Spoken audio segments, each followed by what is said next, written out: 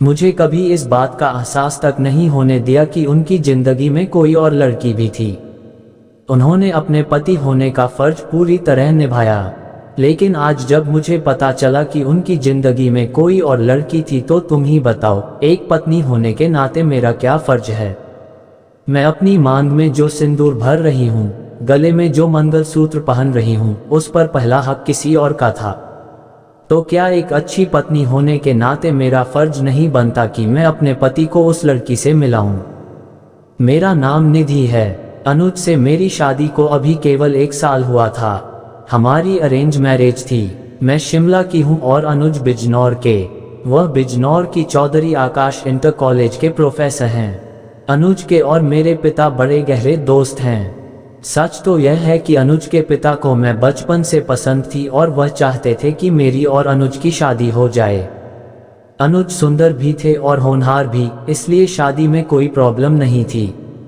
सच तो यह है कि शादी के बाद अनुज ने मुझे जितना प्यार दिया, मैं निहाल हो गई। मुझे लगा ही नहीं कि हमारी अरेंज मैरिज है। सब कुछ लव मैरिज जैसा था। हम हनीमून के लिए उत्तराखंड की पहाड़ियों में गए और वहां हमने खूब एंजॉय किया। अनुज भले ही के गणित प्रोफेसर थे, लेकिन गणित की तरह बोरिंग बिल्कुल नहीं थे। वह मुझे जोक्स सुना कर हंसाते रहते थे। मुझे कई बार आश्चर्य होता था कि उन जैसे जिंदा दिल व्यक्ति ने गणित जैसा बोरिंग सब्जेक्ट क्यों चुना। अनुज हमेशा बहुत खुश नजर आते थे। एक दिन अचानक मुझे उनकी खुशी के पीछे छिपे दर्द का पता चला। ये वाकई बहुत चौंका देने वाला था। अनुज के कॉलेज में एनुअल फंक्शन था। उसी फंक्शन में मेरी मुलाकात प्राची नाम की एक लड़की से हुई। प्राची अनुज की स्टूडेंट थी। उसके साथ बातचीत में ही मुझे पता चला कि उस कॉलेज में इंग्लिश की एक प्रोफेसर थी। अनुज गाना भी गाते हैं, जानकर मैं चौंकी। मेरा चौंकना स्वाभाविक ही था, क्योंकि इतनी अवधि में मैं इस बात को नहीं जान सकी थी। अनुज जोक्स बहुत अच्छे सुनाते हैं, ये तो मैं जानती थी, लेकिन वह गाते भी बहुत अच्छा हैं, मुझे जरा भी मालूम नहीं था। मैंने कभी उन्हें गाते सुना भी नहीं था, बाथरूम सिंगर के तौर पर भी नहीं। मैंने जब इंग्लिश की उस प्रोफेसर अनु के बारे में प्राची से कुछ और जानना चाहा तो वह थोड़ी असमंजस में पड़ गई। मुझे लगा कि प्राची मुझसे कुछ छिपा रही है।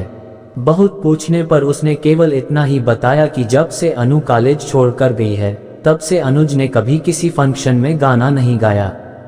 ये सुनकर मेरी बेचैनी बढ़ गई। मुझे किसी अनजाने खतरे की गंध आने लगी। दिल अगले दिन ही मैंने प्राची को घर बुलाया। मेरा सामना करते हुए वह असहज महसूस कर रही थी। शायद वह भी मेरे मन में चल रहे विचारों को भांप गई थी। अनुज घर पर नहीं थे। मैंने प्राची के लिए कॉफी बनाई और फिर उसके साथ बातचीत का सिलसिला शुरू किया। वह मुझसे जल्द ही खुल गई। उसने अनुज को कुछ ना बताने की कसम लेकर मुझे जो बताया वह चौंका देने वाला था। दरअसल अनुज और अनु एक दूसरे से बहुत प्यार करते थे। उनकी लव स्टोरी पूरे कॉलेज में प्रसिद्ध थी। कॉलेज के स्टूडेंट उनके प्यार के किस्से बड़े चटखारे ले लेकर बयान करते थे। वे दोनों कॉलेज में लव बर्ड के नाम से मशहूर थे। अगर ऐसा था तो दोनों ने शादी क्यों नहीं की? मैंने बेचैनी से पूछा। मैं ज्यादा तो नहीं जानती, बस कॉलेज में यह अफवाह थी। सांची थोड़ा हिचकिचाते हुए बोली, प्रोफेसर साहब के पिता ने उनका रिश्ता आपके साथ पक्का कर दिया था, यही वजह थी उस संबंध के टूटने की। प्रोफेसर साहब अपने पिता की बहुत इज्जत करते थे, इसलिए उन्होंने पिता को कभी भी अनु के बारे में नहीं बताया। बस उसके बाद अनु मैम कॉलेज छोड़कर चली गई थी। अब कहाँ है अनु? वह हैदराबाद के एक कॉलेज में शिफ्ट हो गई थी। मुझे तो बस इतना पता है कि उन दोनों के प्यार के टूटने से पूरा कॉलेज दुखी था। प्राची की बात सुनकर मैं सन रह गई। अनुज सचमुच बहुत अच्छे इंसान थे। उन्होंने मुझे कभी इस बात का एहसास तक नहीं होने दिया था कि वह कभी किसी और से प्यार करते थे। अनु को पूरी तरह भुलाकर उन्होंने मुझसे सच्चा प्यार किया था। एकदम मैं खुद को अपराधी महसूस करने लगी, क्योंकि मैं उन दोनों के प्यार के बीच आ गई थी। शाम को अनुज आए। वह हमेशा की तरह बड़े खुश थे। मेरे लिए नई साड़ी लाए थे।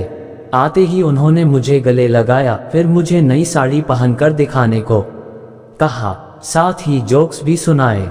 उनमें कुछ नहीं बदला था, शायद मेरे अंदर ही कुछ बदल गया था। उस रात मैं सो न सकी। मुझे ऐसा लग रहा था जैसे वह प्यार अनु का था जिसे मैंने छीन लिया था। काश मैं प्राची से न मिली होती, काश मैंने उससे वह सब कुछ न पूछा होता। अचानक मेरा मन अनु से मिलने के लिए छटपटाने लगा। अगले दिन मैं फिर प्राची से मिली और उससे कहा कि मैं हैदराबाद जाकर एक बार अनु से मिलना चाहती हूँ। प्राची ने मुझसे मना करते हुए कहा भी कि मुझे ये सब नहीं करना चाहिए, लेकिन मैं उसकी कोई बात सुनने को तैयार नहीं थी। आखिर मैंने प्राची को अपने साथ हैदराबाद चलने के लिए तैयार कर ही लिया। 2 दिनों बाद हम हैदराबाद में थे। मैंने अनुज से बहाना बना दिया था कि मेरी एक फ्रेंड की बर्थडे पार्टी है। मैं पूरा दिन उसी में व्यस्त हूँ। अनुज ने मुझसे कोई पूछताछ नहीं की। सुबह ही मैं और प्राची हैदराबाद के लिए निकल गए। शिमला से हैदराबाद की दूरी करीब 2 दिन की है। हैदराबाद में हम सीधे अनु के कॉलेज पहुंचे। प्राची ने भी अनु को जल्दी ढूंढ निकाला। वह तभी अपना लेक्चर खत्म करके स्टाफ रूम में आई थी। मैंने अनु को देखा तो बस देखती रह गई। सच में वह बहुत खूबसूरत थी। उसने केप शर्ट और लाइट ब्लू कलर की नैरो जीन्स पहन रखी थी। बालों की हाई पोनी बांधी हुई थी और साइड फ्लिक्स निकली थी। बात करते हुए वह बीच बीच में हंसती थी तो उसकी साइड फ्लिक्स उसके गालों को छू जाती थी। प्राची को देखते ही वह पहचान गई और उससे बड़ी गर्मजोशी से मिली। आखिर प्राची ने अनु से 2 साल इंग्लिश पढ़ी थी। प्राची से मिलते ही अनु ने पूछा कि उसकी पढ़ाई कैसी चल रही है। उसके बाद प्राची ने अनु से मेरा इंट्रोडक्शन भी कराया। उसने मेरा परिचय कराते हुए बताया कि ये प्रोफेसर अनुज की वाइफ शिवानी हैं। हैदराबाद किसी पर्सनल काम से आई थी तो मेरे साथ यूनिवर्सिटी भी आ गईं। देव की वाइफ सुनकर अनु चौंकी। इसके बाद उसने बड़े अलग तरह से मेरी तरफ देखा। कुछ सेकंड के लिए अनु की नज़रें मेरे चेहरे पर ही जमी रहीं। मैंने प्राची से आपकी बहुत तारीफ सुनी थी। मैंने उस मौन को तोड़ा, इसलिए आपसे मिलने से खुद को रोक नहीं पाए। ऐसी कोई बात नहीं है। वह मुस्कुराए, लेकिन उसकी मुस्कुराहट छनी हुई थी। तारीफ के लायक तो आप हैं। मैं कुछ नहीं बोली। इसके बाद हम दोनों के बीच बातचीत का लंबा सिलसिला शुरू हो गया। बात करते करते बीच बीच में उसके बालों की फ्लिक्स उसके चेहरे पर आ जाती तो वह और खूबसूरत लगने लगती। वह जैसे भूल गई थी कि मेरे साथ प्राची भी है। जल्दी ही हम दोनों अच्छी दोस्त बन गईं। अनु मुझे और प्राची को अपने घर ले गई और हमें लंच कराया। घर बहुत साफ सुथरा और करीने से सजा हुआ था। घर की दरो दीवार और कैटस के कलर अनु के क्लासिक टेस्ट का बखान कर रहे थे। तब तक शायद उसे यह मालूम नहीं था कि मैं उसके और अनुज के प्रेम प्रसंग के बारे में काफ़ी कुछ जानती हूँ। हम दोनों आपस में कुछ इस तरह घुल मिल गए थे जैसे बचपन की बिछड़ी 2 सहेलियाँ हों। मैं जब उसके घर से विदा हुई तो मैंने उसे शिमला आने का इनविटेशन दे दिया। वैसे भी 2 दिन बाद मेरी फर्स्ट मैरिज एनिवर्सरी थी। शिमला आने के नाम पर वह फिर थोड़ा अनईजी हो गई, लेकिन जब मैंने उस पर दबाव डाला तो वह मान गई। इस बीच चुपचाप बैठी प्राची हम दोनों को देख रही थी। जब हम हैदराबाद से वापस शिमला लौट रहे थे तो प्राची ने मुझसे थोड़ा हिचकिचाते हुए कहा, मैम यह आप ठीक नहीं कर रही हैं। क्या? अनु मैम को अपने घर बुलाकर?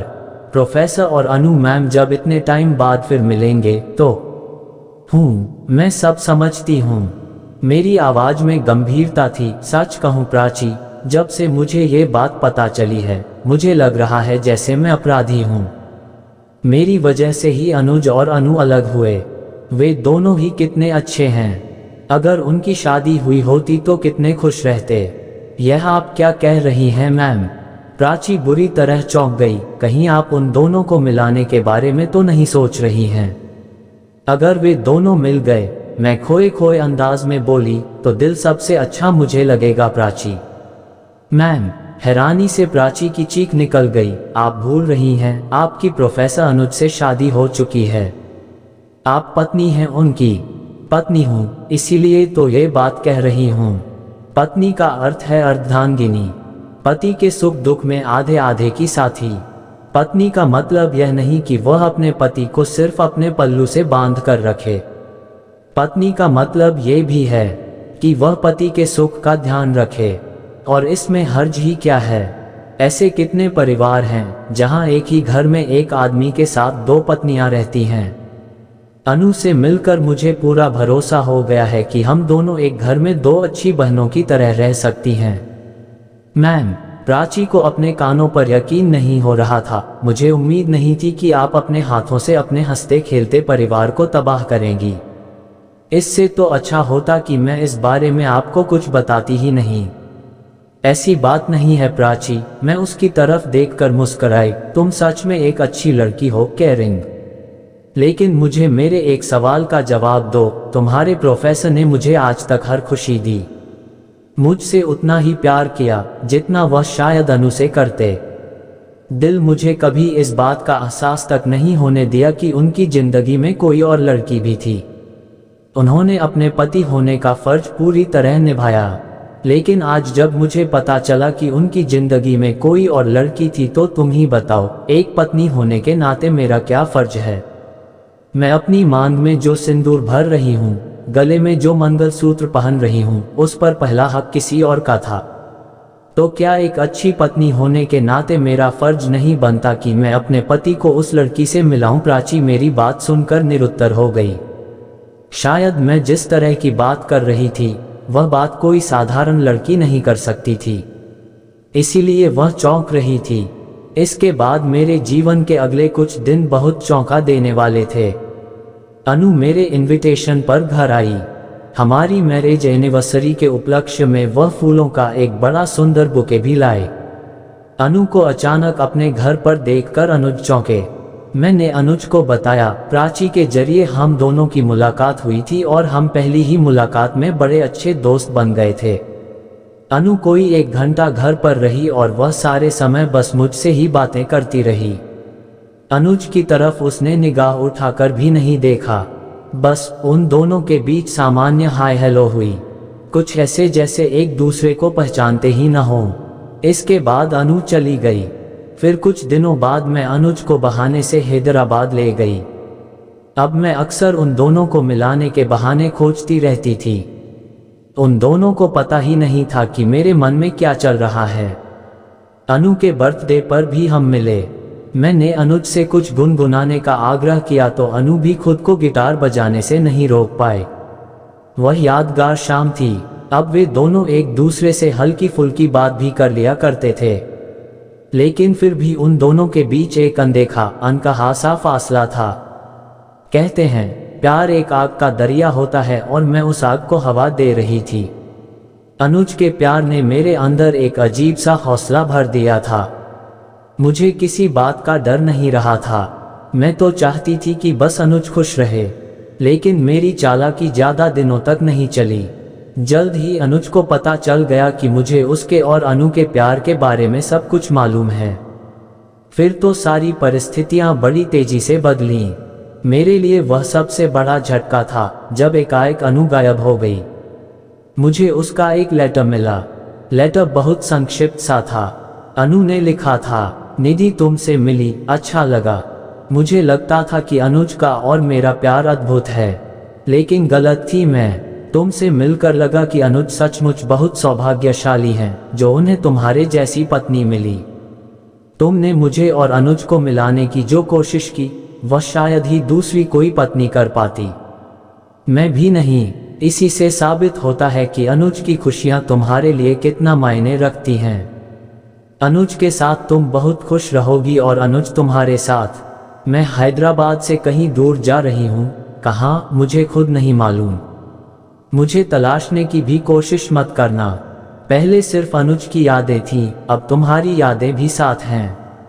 मैं उन यादों के सहारे जिंदगी गुजार लूंगी। दोस्तों, आपको ये स्टोरी कैसी लगी? अपनी प्रतिक्रियाएं हमें जरूर बताएं ताकि हमें पता चले कि आप क्या सोचते हैं। अगर आपको हमारी स्टोरी अच्छी लगी हो तो हमारे चैनल को सब्सक्राइब करें। स्टोरी सुनने के लिए आपका दिल से शुक्रिया।